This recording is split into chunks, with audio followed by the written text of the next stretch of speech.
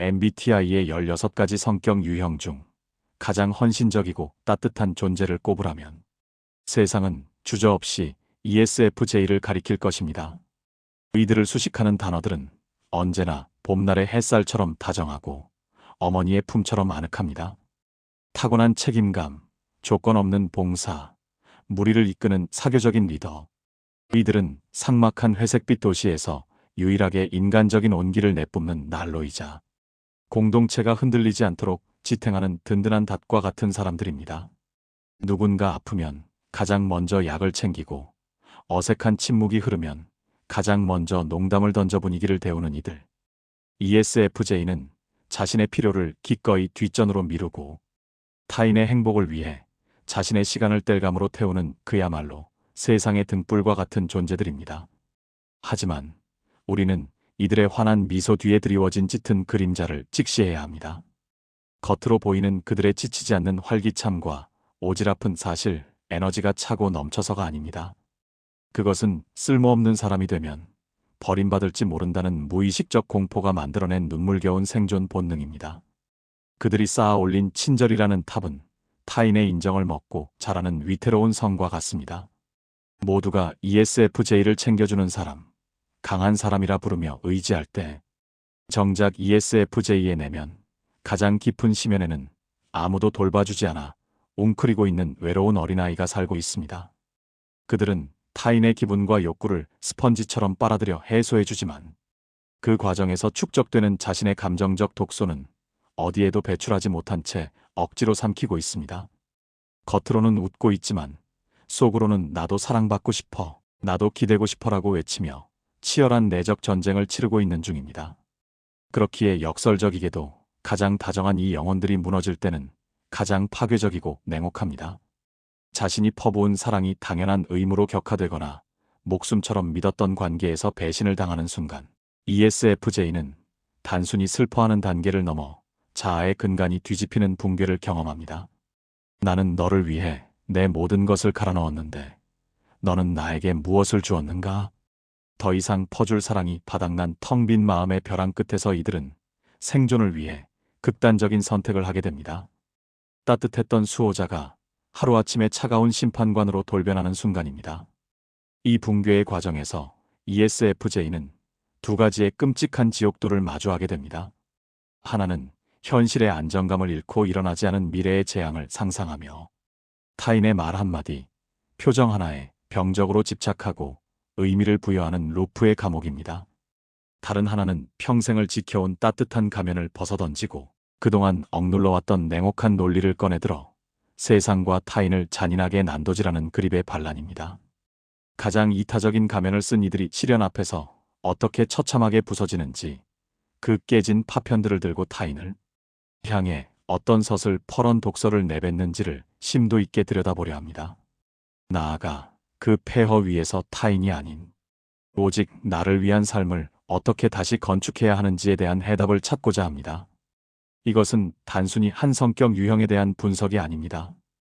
타인의 우주를 구하려다 정작 자신의 우주를 잃어버린 세상의 모든 지친 수호자들을 위한 위로와 치유의 기록입니다. 1. 시련의 늪 타인의 시선이라는 감옥의 갇히다. 안정적인 현실 감각을 제공하던 과거의 경험이 차단된 채 과잉된 타인 지향성이 폭주하고 부정적인 직관이 결합하여 일어나지 않은 관계의 파국을 기정사실화하며 공포에 떠는 상태. 가장 건강하고 이상적인 상태의 ESFJ를 떠올려 봅니다. 그들은 마치 거친 비바람에도 끄떡없는 집안의 든든한 대들보와 같습니다. 그들은 오랜 시간 축적해온 경험과 검증된 루틴이라는 단단한 대지 위에 뿌리를 내리고 그 안정감을 바탕으로 타인과 조화롭게 소통하며 따뜻한 배려의 그늘을 들이우는 삶의 조율사들입니다. 이때의 ESFJ는 주변 사람들에게 여기 있으면 안전하다는 확실한 소속감을 선물하고 특유의 세심함으로 구성원 모두의 마음을 어루만지며 공동체를 평화로운 안식처로 만듭니다. 그들의 헌신은 불안하지 않으며 그들의 사랑은 단단합니다. 하지만 감당하기 힘든 관계의 갈등이나 거절, 혹은 자신의 평판을 위협하는 과도한 스트레스가 거대한 해일처럼 그들의 평온을 덮칠 때 비극은 시작됩니다. 위기의 순간 ESFJ는 역설적으로 자신을 지탱해주던 가장 중요한 무기인 현실, 감각을 놓아버리는 실수를 범합니다. 내면의 중심을 잡고 이건 별일 아니야, 지나갈 거야 라고 스스로를 다독이는 대신 내가 부족해서 그래, 내가 더 잘하면 해결될 거야 라며 자신의 한계를 무시한 채 타인의 반응에 더욱 필사적으로 목을 매기 시작합니다. 안정감이라는 닻이 끊어진 ESFJ의 내면은 급속도로 표류하며 요동치기 시작합니다. 이때 텅 빈 마음의 조종석에서는 아주 소란스럽고 위험한 비상회로가 작동합니다. 바로 외향 감정과 외향 직관의 악마적인 결합, 루프입니다. 이것은 마치 브레이크가 고장난 채 오직 타인의 인정이라는 종착역을 향해 미친 듯이 질주하는 폭주 기관차와 같습니다. 내부 점검이나 과거의 데이터 확인 절차는 생략된 채 오작동하는 레이더가 외부의 위험 신호만을 과도하게 감지합니다. 타인의 미세한 표정 변화나 무심코 던진 한마디에 과민해진 감정이 저 사람이 나를 싫어하나 봐라고 불안을 속삭이면 통제력을 잃은 부정적인 직관이 덜컥 그것을 받아 그래, 나를 싫어하는 게 분명해. 지금은 웃고 있지만 뒤에서는 내 욕을 하고 있을 거야. 곧 나는 무리에서 쫓겨나고 영원히 외톨이가 될 거야 라며 비극적인 재난 영화의 시나리오를 순식간에 완성해버립니다. 현실을 직시하게 해줄 팩트라는 중재자가 사라진 이 방에서 ESFJ는 타인의 시선과 자신의 부정적인 상상이 합작하여 만들어낸 거대한 피해망상의 늪에 빠져 허우적거립니다. 객관적인 사실은 힘을 잃고 오직 타인의 평가에 대한 공포만이 진실로 둔갑하는 왜곡된 거울의 방. 이것이 바로 시련에 빠진 ESFJ가 겪는 첫 번째 지옥도입니다. 징후 1 병적인 눈치 보기와 카멜레온 자아의 비극. 2단계에 진입한 ESFJ의 영혼은 투명 인간과 다름없습니다. 물리적인 육체는 존재하지만 그 안을 채워야 할 고유한 나는 증발해버렸기 때문입니다. 그들은 상대방이 누구냐에 따라 혹은 그날의 분위기에 따라 자신의 의견, 취향, 가치관, 심지어 성격까지 180도 뜯어고치는 슬픈 카멜레온이 됩니다. 문제는 이 변화가 즐거운 변신이 아니라 생존을 위한 필사적인 위장술이라는 점입니다. 보호색을 띠지 않으면 포식자에게 잡아먹힐 것이라는 야생의 공포처럼 그들은 상대방과 동화되지 않으면 버림받을 것이라는 원초적인 두려움에 떨며 자신을 지워나갑니다. 건강한 ESFJ에게 배려는 기쁨이지만 루프에 빠진 ESFJ에게 배려는 생존세입니다. 이들의 친절은 순수한 호의가 아닙니다. 그것은 제발 나를 떠나지 마세요, 나를 쓸모없는 사람이라고 생각하지 말아주세요라고 애원하며 바치는 버림받지 않기 위한 뇌물입니다. 노를 잃어버린 예스맨 이들은 거절을 곧 관계의 사망 선고로 받아들입니다. 자신의 일정, 체력, 재정 상황이 파탄나고 있음에도 불구하고 타인의 무리한 부탁 앞에서 무조건적인 예스를 외칩니다. 내가 거절하면 저 사람이 실망하겠지? 나를 이기적인 사람이라고 욕하겠지? 라는 공포가 자신의 안위보다 앞서기 때문입니다. 영수증 없는 거래 겉으로는 괜찮아, 내가 할게라며 웃고 있지만 마음속 깊은 곳에서는 피를 흘리며 절규합니다. 내가 내 영혼을 갈아 너에게 바쳤으니 너도 그만큼 나를 사랑해줘. 하지만 사랑은 거래가 아니기에 타인은 그만큼의 보답을 주지 않습니다. 결국 돌아오는 것은 헌신짝처럼 취급받는 현실과 혼자 속으로 끙끙 앓으며 쌓아가는 거대한 서운함뿐입니다. 이들의 자아 경계는 완전히 무너져 있어 타인의 감정과 자신의 책임을 분리하지 못합니다. 관계에서 발생하는 안이 단순히 스쳐 지나가는 타인의 부정적인 감정조차 모두 자신의 탓으로 돌리는 무한 책임의 늪에 빠집니다. 자기 검열의 감옥 상대방이 단순히 피곤해서 한숨을 쉬거나 개인적인 일로 표정이 어두워도 ESFJ는 소스라치게 놀라며 자기 자신을 신문하기 시작합니다. 아까 내가 농담한 게 기분 나빴나? 내가 눈치 없이 너무 떠들어서 분위기를 망친 건가? 내가 밥 먹을 때 쩝쩝거려서 싫어진 건가? 사과 중독 실제로 아무런 잘못을 하지 않았음에도 입버릇처럼 미안해, 내가 잘못했어를 남발합니다. 스스로를 가해자이자 죄인으로 몰아세우고 굽신거리는 태도는 오히려 상대방으로 하여금 ESFJ를 함부로 대해도 되는 쉬운 사람으로 인식하게 만드는 악순환을 불러옵니다. 자기 비하의 끝없는 도돌이표 속에서 그들의 자존감은 먼지보다 작게 부서져 내립니다. 징후 이 비약적 상상력이 연출한 재난 영화, 그 멈추지 않는 공포. 평소 현실에 발을 붙이고 꼼꼼하게 일상을 꾸려가던 ESFJ가 루프에 빠지면 갑자기 장르가 바뀝니다. 다큐멘터리 같던 그들의 삶은 순식간에 가장 비관적인 삼류 재난 영화로 돌변합니다. 안정감을 잃은 상태에서 오작동하는 직관은 마치 불행 탐지기처럼 작동합니다. 남들은 무심코 지나치는 아주 사소한 먼지 같은 단서 하나를 포착해 그것을 거대한 눈덩이처럼 굴려 기어이 파국적인 결말을 창조해냅니다. 이들의 머릿속에서는 중간 단계가 삭제된 초고속 미끄럼틀이 설치됩니다. 팩트에서 출발하지만 도착지는 언제나 최악의 지옥입니다. 단순히 상사가 오늘 내 인사를 늦게 받았다라는 중립적인 데이터가 입력되는 순간 이들의 뇌는 0.1초 만에 비약적인 회로를 가동합니다. 상사의 표정이 굳어 있었다. 나한테 실망한 게 분명하다. 아까 그 보고서가 마음에 안 들었나? 내 업무 능력을 의심하고 있다. 이제 중요 프로젝트에서 나는 제외될 것이다. 곧 있을 인사평가에서 최하점을 받을 것이다. 동료들은 나를 무능하다고 수군거릴 것이다. 결국 나는 해고당할 것이고 우리 가족은 대출금을 갚지 못해 길거리에 나앉게 될 것이다. 이 모든 과정이 너무나 순식간에 너무나 생생하게 시뮬레이션 되기 때문에 ESFJ는 아직 일어나지도 않은 미래의 불행을 현재의 고통처럼 느끼며 식은땀을 흘리고 심장이 조여오는 신체적 고통까지 겪습니다. 가장 심각한 문제는 주변의 객관적인 조언이나 위로가 전혀 먹혀들지 않는다는 점입니다.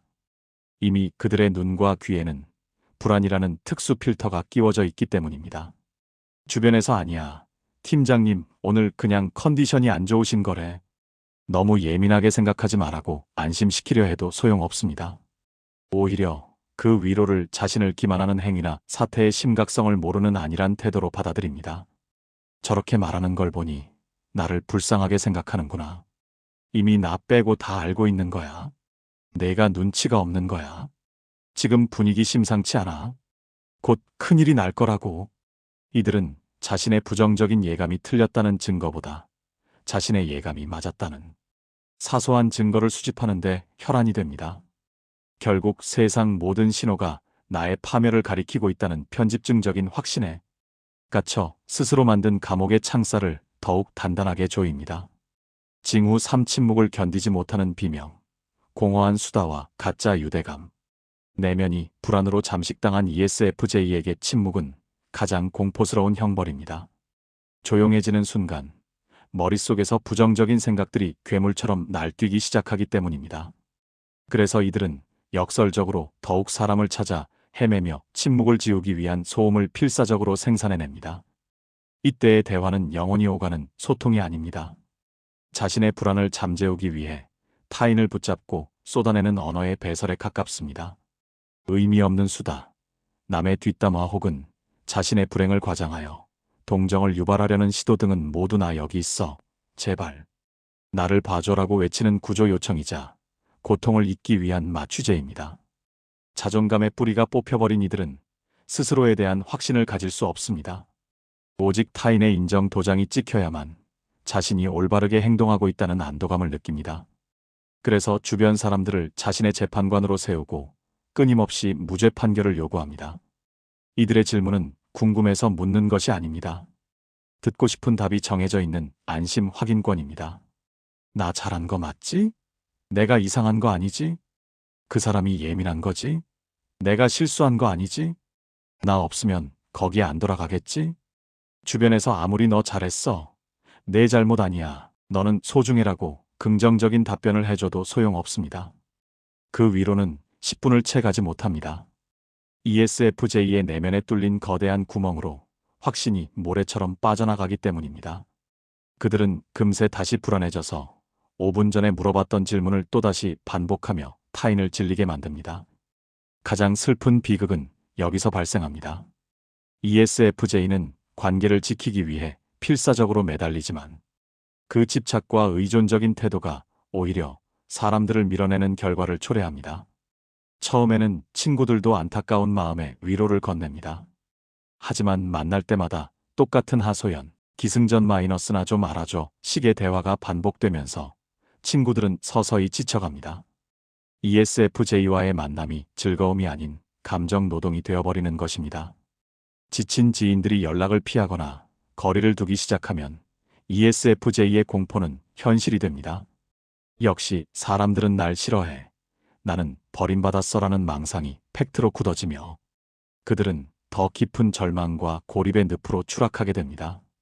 사랑받고 싶어서 발버둥 칠수록 사랑이 멀어지는 아이러니. 이것이 징후 3단계의 잔혹한 결말입니다. 이 폭주의 끝 가장 혐오하던 냉혈한의 가면을 쓰다. 타인을 향한 헌신이 처참하게 배신당했다고 느끼는 순간 생존을 위해 무의식의 지하실에 유폐시켰던 냉혹한 논리를 비상가동하여 세상과 단절하고 타인을 가차없이 심판하는 상태. 불안의 늪에서 허우적거리며 내가 더 잘하면 될 거야 라고 애원하던 ESFJ가 마침내 자신의 헌신이 철저히 이용당했거나 아무런 의미가 없었다는 잔인한 진실을 마주하는 순간이 옵니다. 혹은 목숨보다 소중히 여겼던 믿음이 배신이라는 칼날이 되어 등 뒤에서 꽂힐 때 ESFJ의 정신세계는 더 이상 버티지 못하고 붕괴합니다.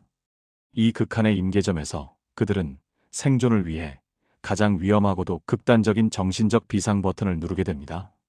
그것은 바로 무의식의 가장 깊고 어두운 지하실에 꽁꽁 묶어두었던 최약체 기능, 내향사고의 봉인을 강제로 해제하는 것입니다. 평소 ESFJ에게 이 내향사고는 타인을 차갑게 분석하고 비판하며 선을 긋게 만드는 기능이었습니다. 너무 정없다, 이기적이다라며 스스로 기피하고 혐오해왔던 자신에게 맞지 않는 불편한 옷이었죠. 하지만 본연의 따뜻한 자아가 상처받아 너덜너덜해져 기절해버린 이 비상사태에서 억눌려왔던 미성숙하고 거친 야수와 같은 내향사고가 통제불능 상태로 폭주하며 의식의 전면으로 뛰쳐나와 조종간을 탈취합니다. 이 현상은 마치 자애롭던 성모 마리아가 순식간에 피도 눈물도 없는 단두대의 심판관으로 돌변하는 공포 영화의 한 장면과 같습니다. 평소 우리는 하나 좋은 게 좋은 거지라며 공동체의 화합을 목숨처럼 여기던 ESFJ의 모습은 온데간데 없이 사라집니다. 그 대신 그토록 그들이 경멸하던 냉소적이고 비판적이며 철저히 계산적인 에너지가 본체를 집어삼킵니다.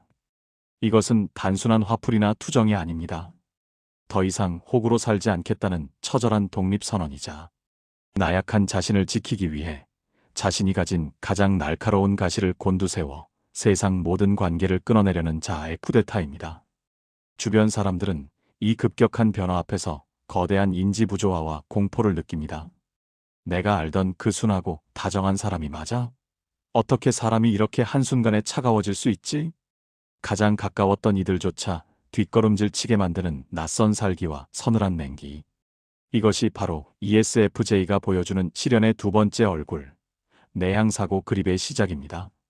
징후 이론기는 증발하고 서슬 퍼런 단두대의 심판관이 되다. 평소 좋은 게 좋은 거지 사람이 실수할 수도 있지라며 타인의 허물을 솜니불처럼 덮어주던 ESFJ의 관용은 마치 뜨거운 태양 아래 물방울처럼 흔적도 없이 증발해버립니다. 그 따뜻하고 푹신했던 자리에 남는 것은 타인의 결점을 현미경처럼 확대하여 들여다보고 티끌만한 논리적 오류조차 용납하지 않는 잔혹한 단두대의 심판관뿐입니다. 이때의 ESFJ는 감정이 제거된 AI 로봇이나 차가운 기계처럼 행동합니다. 그들의 눈에 타인은 더 이상 사랑하고 보살펴야 할 대상이 아닙니다. 오직 시스템의 오류를 일으키는 비효율적이고 멍청한 데이터 덩어리 혹은 제거해야 할 바이러스로 격화됩니다. 이들이 쏟아내는 공격이 소름 끼치는 이유는 그것이 감정적인 욕설이나 고함이 아니기 때문입니다. 그것은 ESFJ가 관계를 유지하는 동안 겉으로는 웃으며 넘겼지만 마음속 깊은 곳 비밀 블랙박스에 차곡차곡 저장해 두었던 상대방의 치부들입니다. 모순, 무능력, 이기심, 과거의 실수, 그립 상태가 되면 이 블랙박스의 봉인이 해제되고 방대한 데이터가 논리라는 탄환이 되어 쏟아져 나옵니다. 이들은 흥분하지 않습니다. 아주 차분하고 건조한 목소리로 상대방이 가장 감추고 싶어하는 약점, 가장 아파할 팩트만을 골라 정확히 미간을 조준사격합니다. 지금 억울해? 감정 호소하지 말고 팩트만 봐. 너는 매번 내 감정만 중요했지. 내가 지난 3년간 널 위해 희생한 시간과 비용을 엑셀로 뽑아서 청구하면 내가 감당이나 할 수 있어? 착한 척, 피해자인 척 그만해. 역겨우니까. 너의 그 안일함과 게으름이 우리 팀 전체에 구체적으로 어떤 수치상의 손해를 끼쳤는지 내가 지금부터 하나하나 읊어줄까? 가장 충격적인 변화는 공감 능력의 완전한 거세입니다. 평소 타인의 눈물에 가장 약하던 ESFJ가 이제는 그 눈물을 혐오하고 조롱하기 시작합니다. 상대가 울며 매달려도 눈 하나 깜짝하지 않고 오히려 그 감정적인 태도를 미성숙함과 무논리의 증거로 삼아 상대를 더욱 가혹하게 몰아세웁니다. 이들은 상대를 이해시키기 위해 말하는 것이 아닙니다. 상대를 논리적으로 완벽하게 제압하고 너는 틀렸고 무가치하며 구제불능이다라는 판결을 내리기 위해 언어적 부검을 집도합니다. 질질 짜지 말고 논리적으로 말을 해. 내가 운다고 해서 내가 무능하다는 팩트가 변해? 해결책도 없이 감정만 배설하는 거 지긋지긋해. 그래서 결론이 뭔데? 변명 말고 성과로 증명해. 능력이 없으면 눈치라도 있던가. 이 시기에 ESFJ에게 자비란 없습니다. 오직 옳고 그름과 효율성이라는 차가운 잣대만이 존재할 뿐. 인간적인 사정이나 관계의 맥락은 가차없이 쓰레기통으로 직행합니다. 징후 이 억울함에 성을 쌓고 고립을 자처하는 피해자 논리의 화신. 그립 상태에 빠진 ESFJ의 사고를 지배하는 단 하나의 명제는 바로 세상은 썩었다는 것입니다. 평소 세상은 따뜻하고 살만해라고 믿었던 그들의 세계관은 완전히 붕괴되었습니다. 그 자리에 나는 철저히 이용당했고 세상은 나에게 빚을 졌다는 억울함이 뿌리를 내리고 비틀린 논리를 통해 거대한 가시덩굴 같은 피해의식의 성을 쌓아 올립니다. 이들은 인간관계를 철저히 기브 앤 테이크에 실패한 거래로 규정하기 시작합니다. 나는 너에게 100만큼의 사랑과 시간을 투자했는데 돌아온 수익은 0이거나 마이너스다. 이 깨진 방정식 앞에서 ESFJ는 분노를 넘어선 배신감을 느낍니다. 자신이 베풀었던 선의가 착취당했다고 확신하며 타인을 동반자가 아닌 나의 에너지를 도둑질해간 사기꾼으로 인식합니다. 과거 타인을 위해 희생하며 내가 좀 힘들어도 남이 좋으면 됐지라고 웃던 순교자의 모습은 온데간데 없습니다. 그 대신 그동안 자신이 베푼 모든 호의를 현미경으로 찾아내어 이자를 쳐서 받아내려는 지독한 채권자만이 남습니다. 이들의 기억력은 이 순간 무섭도록 정교해집니다. 3년 전 친구의 생일에 사줬던 케이크 가격, 힘들 때 밤새 들어줬던 통화 시간, 내가 양보했던 점심 메뉴까지 무의식 속에 쌓아두었던 희생의 장부를 꺼내어 상대방의 면전에 들이밉니다. 내가 그때 널 위해서 어떻게 했는데 내가 감히 나한테 이래? 너 그때 내가 돈 빌려준 거 기억은 하니? 고마워할 줄도 모르는 파렴치한 인간. 사랑으로 했던 행동들이 이제는 갚아야 할 빚으로 둔갑합니다. 상대방이 당황해하거나 미안해해도 소용없습니다. 이미 ESFJ의 마음속에서 상대는 은혜를 원수로 갚은 배은망덕한 죄인으로 확정되었기 때문입니다. 평소 사람 냄새를 좋아하고 북적이는 것을 사랑하던 그들이지만 2단계에서는 자발적 유배를 선택합니다. 이것은 단순한 휴식이 아닙니다. 자신을 몰라주는 세상에 대한 전면적인 파업 선언이자 나 없이 얼마나 잘 사나 보자라는 식의 소극적인 복수입니다. 방문을 걸어 잠그고 연락을 차단한 채 어두운 방 안에서 혼자만의 논리를 다듬는데 골몰합니다. 밖으로 나가 생산적인 활동을 하는 것이 아니라 침대에 누워 끊임없이 인간 혐오의 논리를 강화하는 궤변가가 됩니다. 인간은 원래 다 이기적인 유전자야. 믿을 놈 하나 없어. 착하게 살면 호구 잡히는 게 세상의 이치야. 다시는 마음을 열어봐라. 밤새도록 꼬리에 꼬리를 무는 복잡하고 쓸데없는 생각에 빠져 잠을 이루지 못합니다. 나만 바보같이 퍼졌어. 나는 세상에서 가장 불쌍한 희생양이야라는 자기 연민에 심취하여 스스로를 더욱 깊고 차가운 고독의 감옥으로 몰아넣습니다. 아무도 가두지 않았지만 그 누구도 들어올 수 없는 완벽한 밀실. 그것이 흑화한 ESFJ의 내면입니다. 징후 3 가장 슬픈 반란. 관계에 대한 냉소적 허무주의. 이 단계는 ESFJ의 인생에서 가장 길고 어두운 밤과 같습니다. 단순히 우울해하는 것을 넘어 자신의 정체성이자 존재의 이유였던 사람과 사랑이라는 신념을 스스로 짓밟고 불태워버리는 영혼의 자살과도 같은 시기이기 때문입니다. 인간관계, 공동체의 의리, 우정, 헌신, 평생을 목숨처럼 소중히 여겨온 가치들을 다 부질없는 짓, 약해 빠진 소리라며 폄하하고 조롱합니다. 자신이 가장 숭고하다고 믿었던 재단을 스스로 부수어버린 그들의 내면은 황무지처럼 황폐해집니다.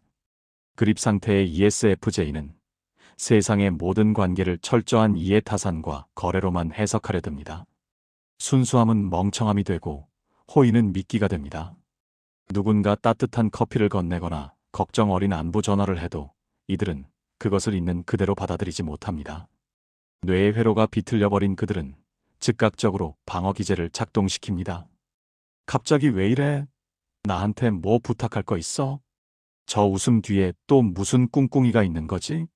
결국 이용해 먹고 버릴 거잖아. 사람을 믿는 놈이 제일 멍청한 놈이야. 이들은 더 이상 마음을 주지 않겠다고 다짐하며 철저히 이속을 챙기는 마키아벨리적 태도를 취합니다. 자신이 손해보지 않는 선에서만 움직이고 타인을 목적을 달성하기 위한 도구로 취급하려 했습니다. 이것은 그들이 약해서가 아니라 순수하면 다친다는 왜곡된 학습이 만들어낸 슬픈 생존 전략입니다. 이토록 차가운 냉소주의는 사실 ESFJ가 더 이상의 상처를 허락하지 않기 위해 두르는 가장 두껍고 날카로운 가시 갑옷입니다. 나는 아무것도 필요 없어. 너희는 다 가식적이야라며 세상을 밀어내지만 그 갑옷 안에서 가장 피를 흘리며 괴로워하는 것은 바로 사랑을 잃어버린 ESFJ 자신입니다. 따뜻한 심장을 가진 그들이 얼음 마녀나 냉혈한 흉내를 내는 것은 얼마나 고통스러운 일일까요? 그들의 냉소적인 독설과 차가운 눈빛은 역설적이게도 제발 내 진심을 알아줘. 나 지금 너무 아파서 죽을 것 같아라고 외치는 처절한 구조 요청입니다.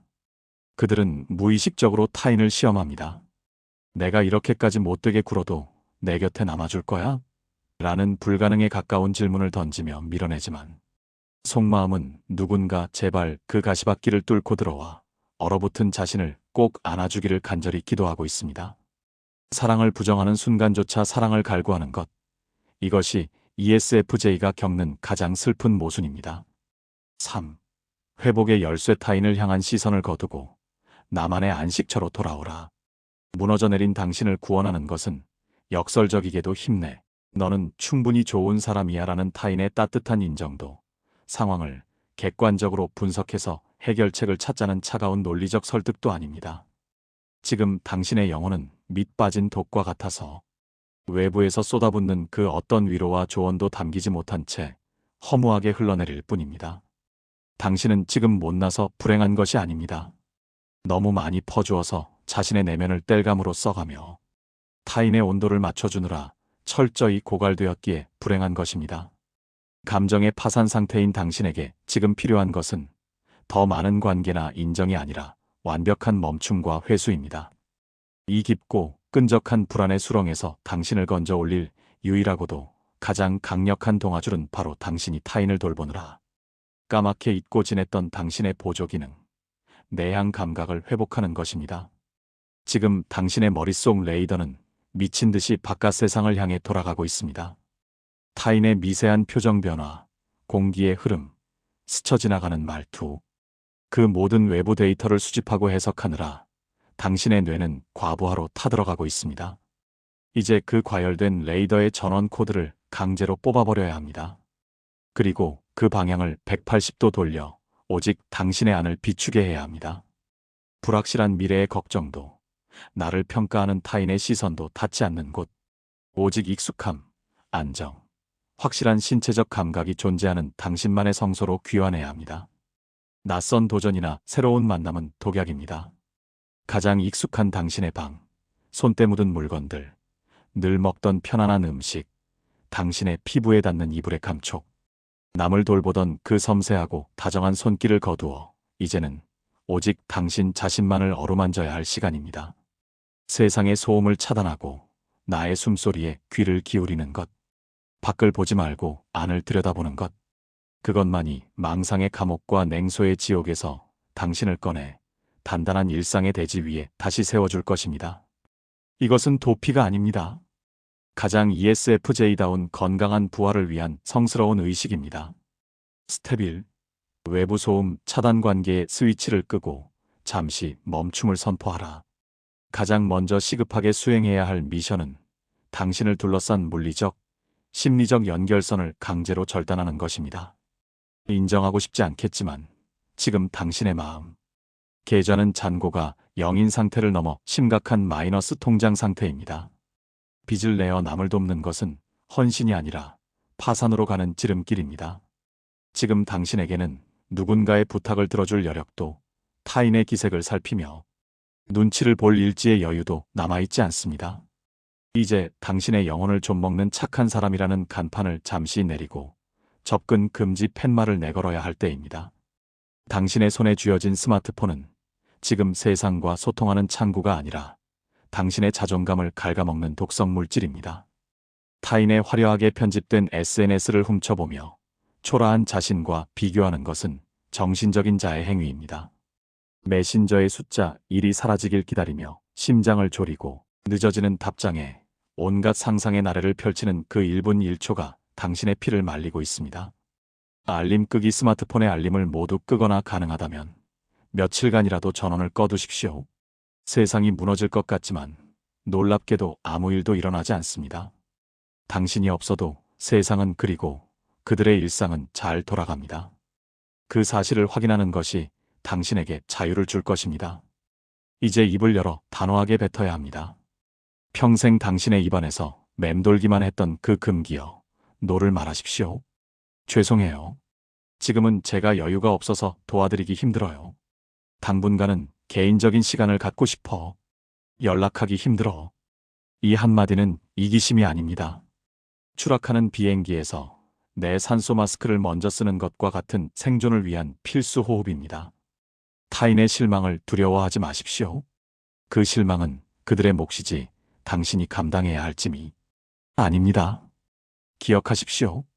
당신이 무리해서 돕다가 결국 번아웃으로 무너져버리면 당신이 그토록 지키고 싶어 했던 사람들도 영영 당신이라는 존재를 잃게 됩니다. 장기적인 헌신을 위해서라도 지금의 단절은 필수 불가결한 선택입니다. 지금 동굴로 들어가 문을 닫는 행위에 죄책감을 갖지 마십시오. 이것은 소중한 인연을 끊어내는 영구적인 손절이 아닙니다.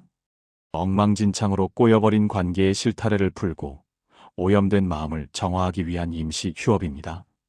가게 내부 수리를 위해 셔터를 내리는 주인처럼 당당해지십시오. 문을 닫고 있는 동안 진짜 내 사람과 스쳐 지나갈 사람은 자연스럽게 걸러질 것입니다.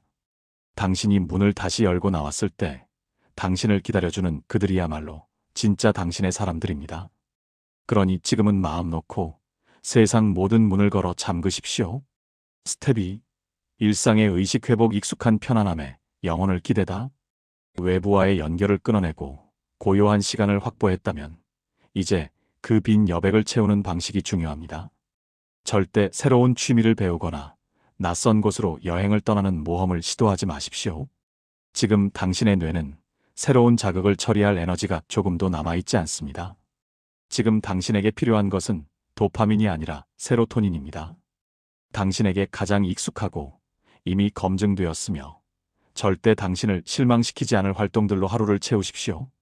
내일도 오늘과 같을 것이라는 예측 가능한 일상이 주는 안정감이 태풍처럼 요동치는 당신의 멘탈을 붙잡아줄 가장 단단한 닻이 되어줄 것입니다.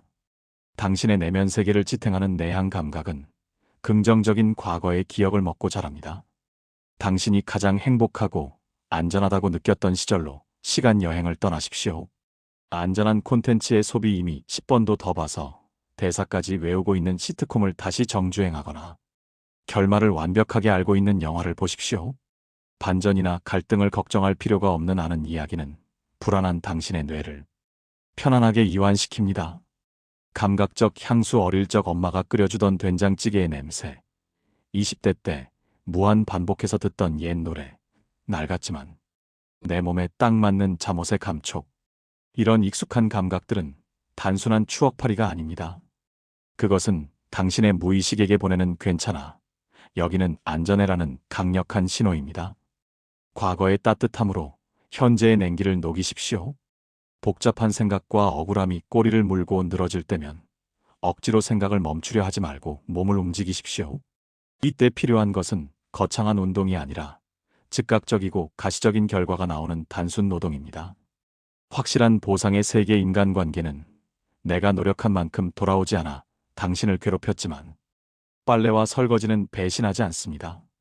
더러운 그릇이 반짝이는 그릇으로 변하고 구겨진 옷이 반듯하게 개어지는 과정은 투입, 산출에 정직한 쾌감을 줍니다. 통제감의 회복. 무너진 마음을 정돈하듯 서랍을 정리하고 화초에 물을 주며 흙을 만지십시오. 사각거리는 비누 거품 소리, 따뜻한 물의 온도, 정돈된 공간이 주는 시각적 질서. 이 소소한 감각들이 모여 통제감을 잃고 표류하던 당신에게 적어도 내 주변은 내가 통제하고 정돈할 수 있다는 작지만 단단한 확신을 심어줄 것입니다. 이 작은 승리의 경험들이 쌓여 무너진 자존감을 다시 일으켜 세웁니다. 스텝 3. 나를 위한 헌신. 보살핌의 대상을 타인에서 나로 바꾸기. 당신은 타인을 챙기는 데 있어서는 타의 추종을 불허하는 전문가입니다.